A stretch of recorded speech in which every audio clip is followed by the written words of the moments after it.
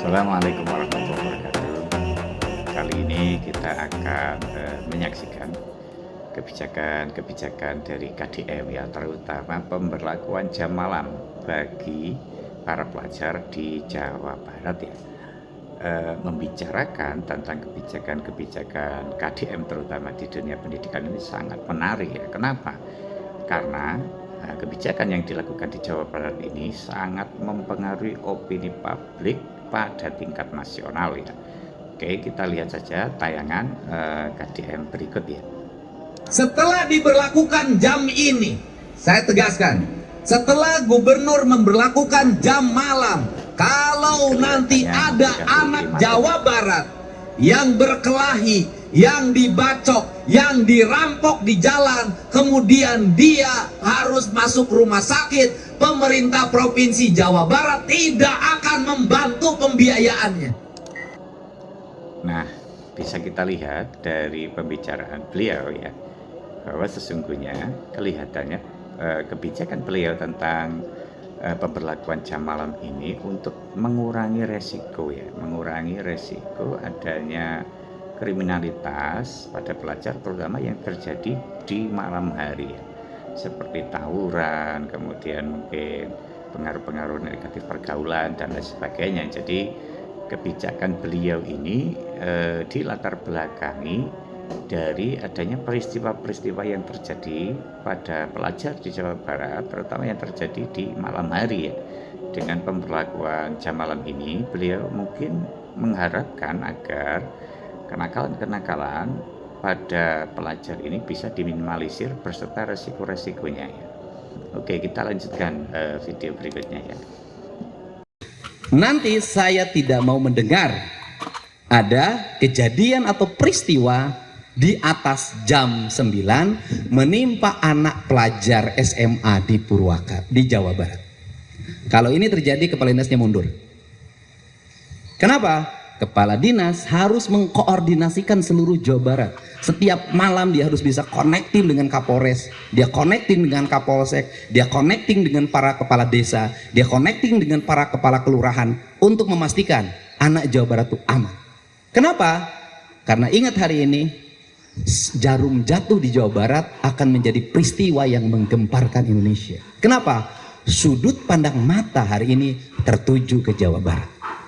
Baik akan memotivasi berbagai daerah, buruk kita akan menjadi hinaan banyak orang.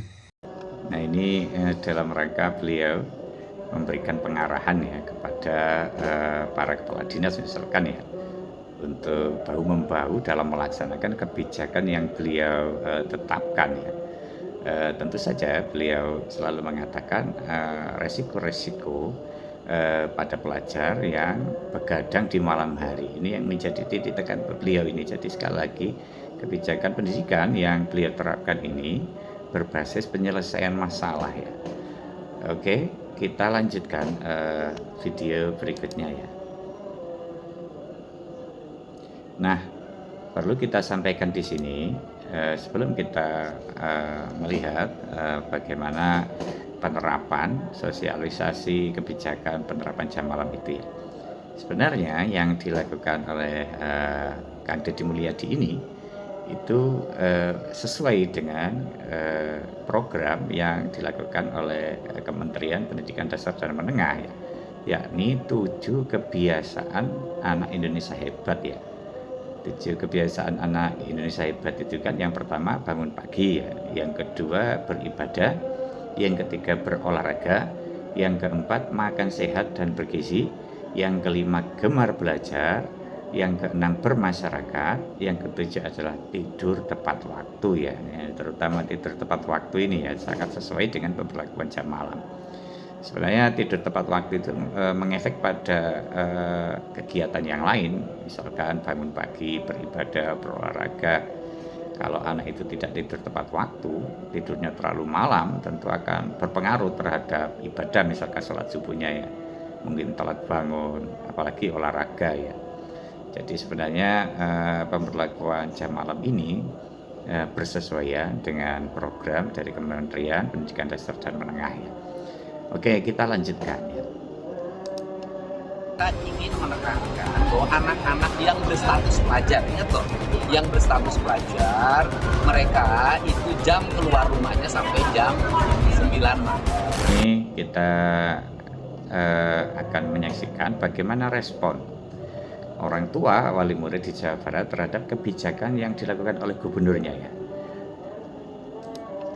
Sebagai orang tua sih saya setuju sekali ya, supaya anak-anak juga lebih tidur cepat, lebih cepat seperti yang anak-anak harusnya lakukan gitu ya, tidak lihat gadget, kemudian juga tidak keluyuran malam, terhindar dari pergaulan-pergaulan yang mungkin mengkhawatirkan untuk orang tua gitu. Ya, kalau menurut saya selaku orang tua ini cukup positif sekali, cukup baik sekali, karena memprotek anak-anak kita dari pergaulan-pergaulan yang bebas gitu ya. Kalau sudah lebih dari jam 9 malam itu sepertinya sudah tidak bagus lagi untuk anak-anak. Dan ini juga sejalan dengan kebijakan dari Kementerian Pendidikan Dasar dan Menengah, membiasakan ada 7 kebiasaan baik untuk anak-anak Indonesia. Di antaranya adalah tidur cepat. Nah, itu. Tidur cepat itu merupakan salah satu hal yang positif supaya nanti dia bisa bangun lebih pagi, lebih awal, sehat gitu kan. Kemudian nanti bisa fresh, siap untuk sekolah. Tentu saya sebagai orang tua yang saat ini punya anak juga yang beranjak dewasa tentu sangat mendukung terkait kebijakan tersebut ya. Dalam arti ada kebebasan ekspresi untuk mereka belajar lebih semangat lagi gitu. Dan tentunya dengan zaman era sekarang gitu ya, ruang untuk belajar dengan ditetapkan waktu yang seperti itu tentu ada semacam komitmen dari anak-anak kita bahwasanya ada aturan itu, tentu mereka akan semangat untuk semakin giat lagi dalam belajar seperti itu. Kalau kebijakan jam malam itu memang kita sesuaikan dengan kondisi ya. Kalaupun memang mereka itu ditetapkan secara konsisten, bagus itu. Sehingga anak-anak itu memang malam itu waktunya di rumah seperti itu. Tapi ketika memang itu tidak bisa diberlakukan secara konsisten, dalam artian siapa tahu anak-anak itu malam mungkin les ataupun ada kegiatan-kegiatan khusus, ya mungkin itu pengecualian seperti itu. Tapi secara umum ya saya setuju. Perlu diketahui sebenarnya kebijakan jam malam KDM itu ya, itu kan berlaku untuk hari efektif belajar ya, hari Senin, Selasa, Rabu, Kamis, dan Jumat.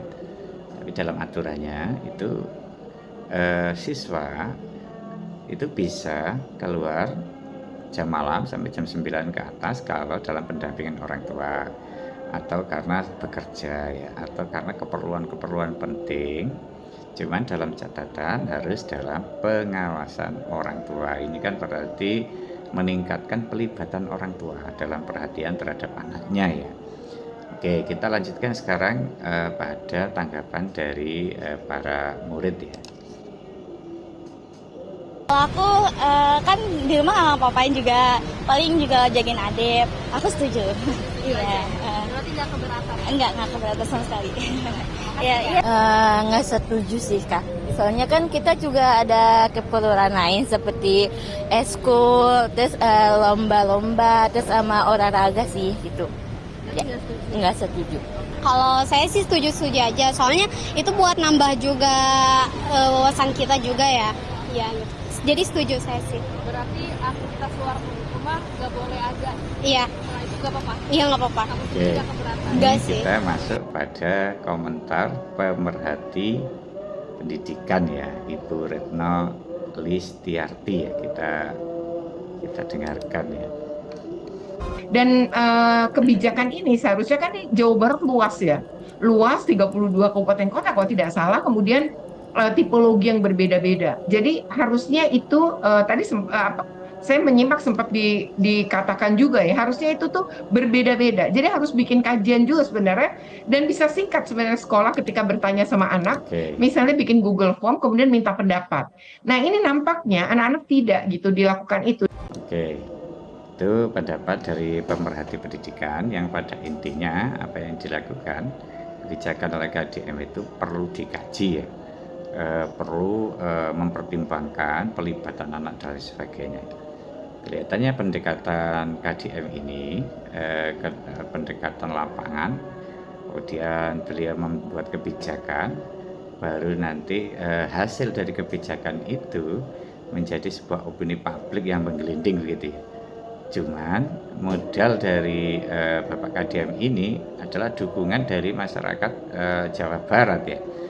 Kita lihat tadi dari orang tua wali murid maupun dari muridnya sendiri itu banyak yang mendukungnya. Tentu perlu disempurnakan dalam teknik pelaksanaannya, cuman kita harus mengapresiasi inovasi-inovasi baru ini ya. Karena masalah-masalah yang terjadi di Jawa Barat kelihatannya KDM itu sangat memahaminya. Kemudian dia membuat sebuah terobosan langkah-langkah baru ya, termasuk para militer itu. Semuanya itu pasti bertujuan untuk menyelesaikan masalah-masalah yang ada di Jawa Barat secara kasat mata yang dia amati dalam konteks lapangan ya. Kemudian dari para pakar-pakar itu tentu masukan-masukannya pun perlu kita perhatikan. Cuman jangan sampai adanya inovasi-inovasi yang dilakukan oleh KDM sebagai upaya untuk menyelesaikan masalah ini terhenti karena adanya komentar-komentar yang cenderung menyudutkan ya. Mungkin mereka tidak diajak untuk diskusi atau dialog atau tidak diajak untuk melakukan kajian dan lain sebagainya. Tapi menurut saya tetap penting ya melibatkan mereka itu ya, kita ambil positifnya saja ya. Cuman sekali lagi patut kita apresiasi apa yang dilakukan oleh KDM ini sebagai suatu alternatif pemecahan masalah terutama yang ada di Jawa Barat. Oke. Saya kira itu pembahasan kita tentang penerapan jam malam bagi pelajar yang ada di Jawa Barat. Pertanyaannya adalah apakah yang dilakukan KDM ini kalau memang nanti bisa berimbas positif itu akan mempengaruhi publik secara nasional dan akan dicontoh oleh profesi-profesi yang lain. Saya kira kalau itu sesuatu yang baik ya, tidak ada salahnya untuk meniru kebijakan-kebijakan yang dilakukan oleh KDM ya. Selama itu membawa efek positif ya. Saya kira itu saya ucapkan terima kasih atas perhatiannya. Saya akhiri. Assalamualaikum warahmatullahi wabarakatuh.